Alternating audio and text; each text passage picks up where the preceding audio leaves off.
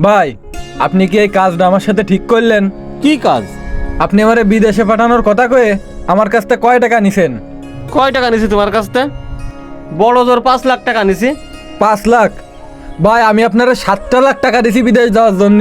হ্যাঁ দিছাও, তা তুমি অত ধৈর্য হচ্ছাও কেন? আমি তো তোমারে বিদেশ পাঠাবো।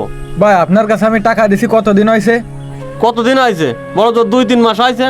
2-3 মাস না 2-3 বছর ভাই? আরে পাগলা, ভালো দেশে যেতে গেলে একটু ধৈর্য ধরতে আয়। এত ব্যস্ত হলে ভালো দেশে যাওয়া যায় না। ভাই, আমি না হয় ধৈর্য ধরলাম। ভাই, আপনারা তো আমি আমার ক্যাশ টাকা দিইনি, আমি তো ধার দিনা হয়ে তারপরে আপনারা টাকাগুলো দিছি।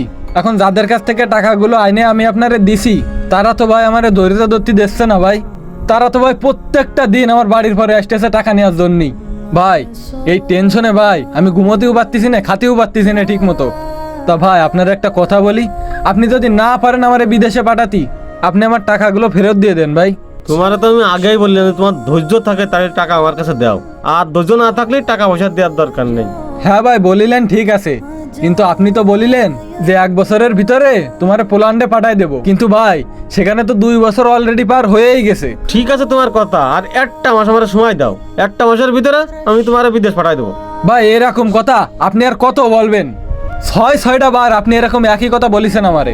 ভাই, আমার মতো গরিবের টাকা নিয়ে আপনি এই যে আলিশান বাড়ি করতেছেন, খুব আরামে ঘুমাচ্ছেন, কিন্তু ভাই আমাদের ঘুমটা তো হারাম হয়ে গেছে। আমাদের নুন আনতে পান্তা ফুরোই। আপনাদের মতো কিছু লোকের জন্য আমাদের মতো অনেক মধ্যবিত্ত ফ্যামিলি ধ্বংস হয়ে যাচ্ছে।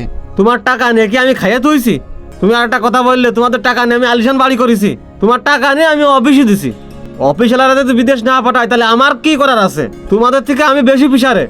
ভাই, আপনারা দালাল মানুষ, অনেক মিষ্টি কথা জানেন, কিন্তু ভাই যাদের কাছ থেকে টাকা নিয়ে আমি আপনারা টাকাগুলো দিছি, তাদের কাছ থেকে ভাই অনেক তিতে কথা আমাদের শোনা লাগে। ভাই, আপনারা আর একটা মাস সময় দিচ্ছি, আপনি আমার টাকাগুলো ফেরত দিয়ে দিয়েন।